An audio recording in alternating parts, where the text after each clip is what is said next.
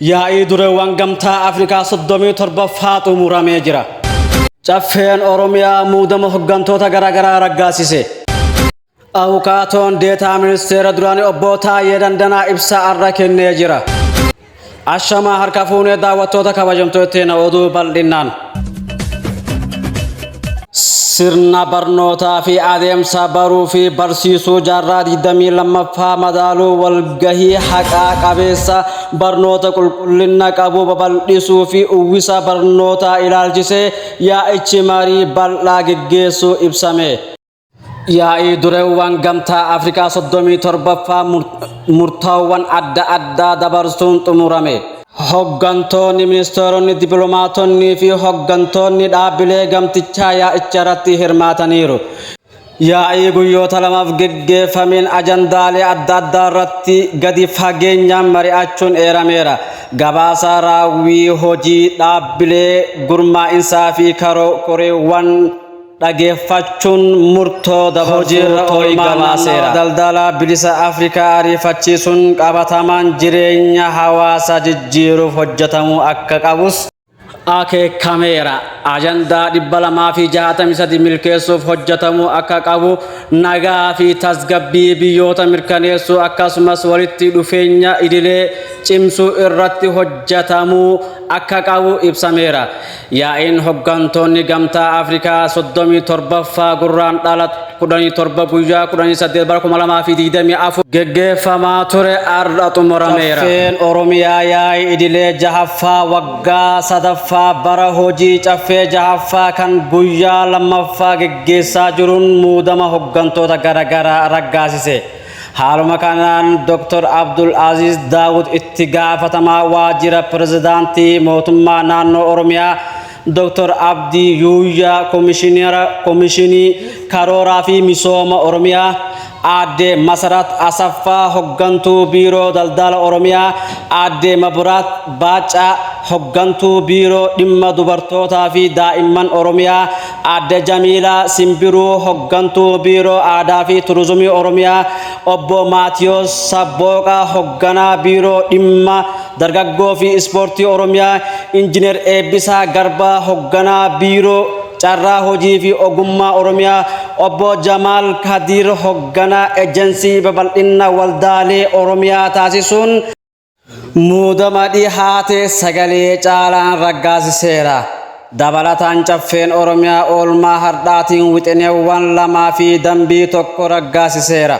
Muudee 16 bara 2023 guyyoota muraasan dura aangoorraa kaafamanii to'annoo seeraa jala kan oolan deetaa ministeerri nageenya Itoophiyaa duraanii obbo Taayee Dandanaa erga hidhamanii guyyoota hedduu lakkoofsisuun hanga ammaatti manni murtii akka hin dhihaanne abukaadoon isaaniif dhaabbachuu barbaadan waliinis akka hin qunnamne dhoorgamuu maatiinsa addistaanti himanii jiran.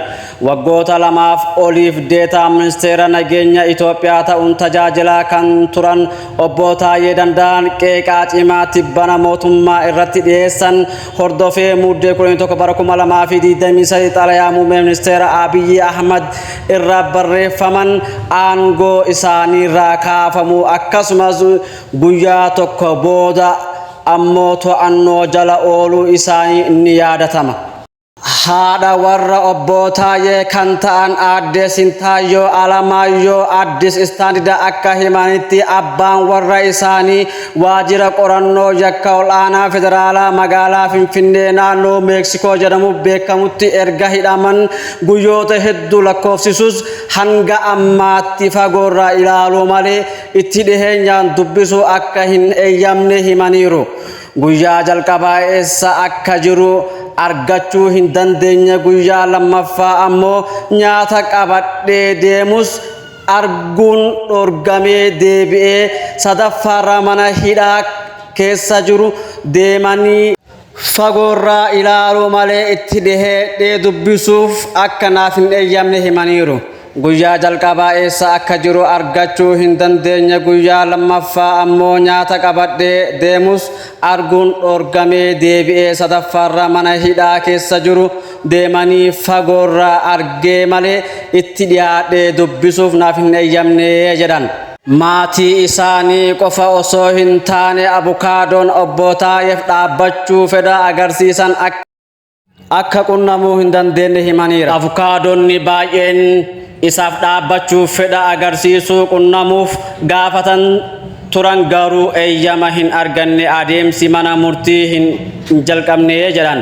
Obbootaa'een abbaa ijoollee lamaa fi umrii lammaffaa 7 yoo ta'an wayita to'annoo jala oolanitti ijoollee isaanii dabalatee miseensonni maatii isaanii 8 ta'an mana keessa jiraachuu himan.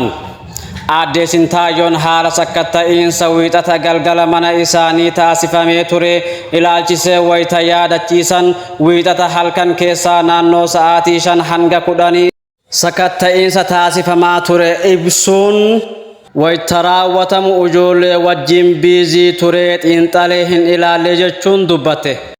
Kana malees obbootaa'een erga to'annoo jala oolanii booda maatiin isaanii mana mootummaan kenneef keessa jiraataa turan keessa guyyoota 3 keessatti akka bahaniif ajajni itti kennamuu hordofee guyyaa san ganama naannoo sa'aatii 3:30tti mana isaanii irraa baafamuu fi manicha saamamuu himaniiru.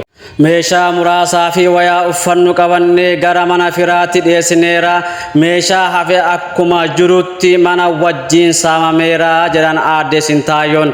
Meeshaaleen yeroo sakkatta'iinsa raawwatametti mana isaanii keessa argamaa jedhanii fi himannaa qaamolee farra nageenyaa waliin mootummaa fi paartii isaaniirratti shira hojjachuu jedhu mootummaan ibsa isaatiin irratti dhiheesse ilaalchisee aadde Sintaayoon fudhatama hin qabu jechuun yaada isaanii Addis Standarditti himaniiru.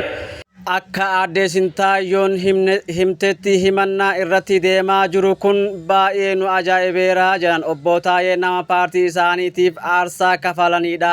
Akkasumas nama seera itti bulmaata paartii isaanii kabajan meeshaalee waraana qawwee kilaashii fi shugguxii akkasumas gabatee konkolaataa hunda mootummaattu itti kennee akka inni seeraan ala qabatetti himachuun sirrii miti jedhan.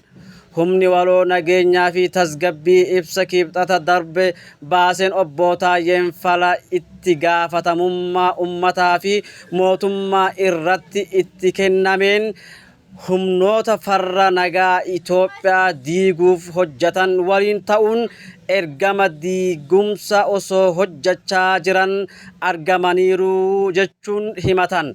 Daawwattoota kabajamtoota hordoftoota YouTube channaalii keenyaa oduu har'aaf qabannee isiniif dhiyaanne kanuma hanga oduu biraatiin wal deemuutti nagaan nu tura.